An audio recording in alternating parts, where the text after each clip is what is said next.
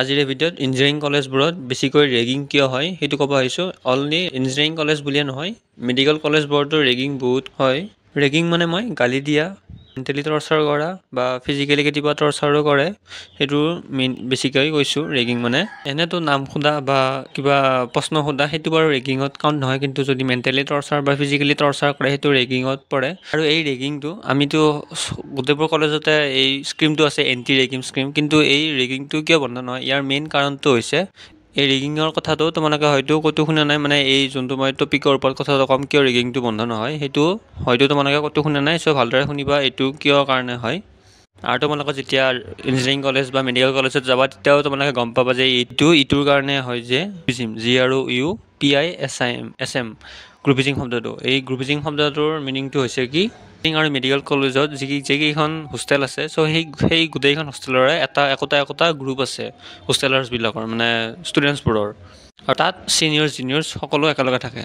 চ' এতিয়া ফ্ৰেছাৰ মানে ফাৰ্ষ্ট ছেমিষ্টাৰত ষ্টুডেণ্টছবোৰ আহে। চ' তেতিয়া কি হয় কি, সেই গ্ৰুপবোৰৰ মেম্বাৰ হিচাপে এই নতুন ফ্ৰেছাৰবোৰক অন্তৰ্ভুক্ত কৰে, মানে ফ্ৰেছাৰ্ছবোৰ মেম্বাৰ হৈ যায় সেই গ্ৰুপবোৰৰ। তাৰপিছত কি হয় কি, এই ষ্টুডেণ্টছ বা ফ্ৰেছাৰ্ছ গ্ৰুপৰ মেম্বাৰ হৈ যায়। চ' সেইসকল ষ্টুডেণ্টছে সিহঁতৰ ছিনিয়ৰ্ছবোৰে যি কৰে, মানে যি কাণ্ড কৰে, যি কাম কৰে, যে সিহঁতৰ লগত যাব লাগে বা যি কৰিব সিহঁতে শাসন কৰে, মানে যি কৰিব দিয়ে সিহঁতে সেইখিনি কৰিব লাগে সেনেকুৱা হয়।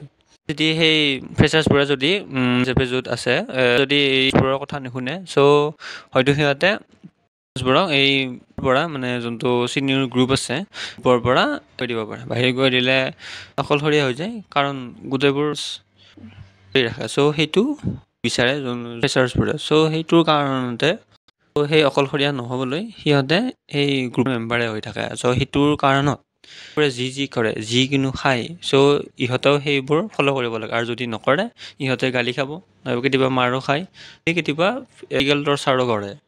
কথা হৈছে যোনসকল ষ্টুডেণ্টছে এইবোৰ কৰিব নিবিচাৰে, মানে ছিনিয়ৰ সেইবোৰ খোৱা পিনা বা দিয়া কৰা যদি কৰিব নিবিচাৰিলেও সিহঁতে এই অকলশৰীয়া যোনটো মই বুজালোঁ সেই নহ'বলৈ সিহঁতেও এই কথাবোৰ ফ'ল' কৰে। কাৰণত এইবোৰ ফ'ল' কৰিব লগা হয় সিহঁতেও। তোমালোকে গ্ৰুপৰ মেম্বাৰে যদি ছিনিয়ৰক সোধেও কি বুলি কৰা ভাল নহয় বুলি, তেতিয়া হোষ্টেলবোৰে কয় যে চিম্পলি এইবোৰ চলি আহি থাকে হোষ্টেলত, এইবোৰ নৰ্মেলে হয়, চ' টেনশ্যন ল'ব নালাগে, সেনেকুৱাকৈ বুজাই দিব। এইটোৱে হৈছে মেইন প্ৰব্লেম কলেজ বা মেডিকেল কলেজত ৰেগিং কিয় এতিয়ালৈকে। যদি তোমালোকৰ কিছুমান মতামত আছে তেন্তে তোমালোকে জনাবা।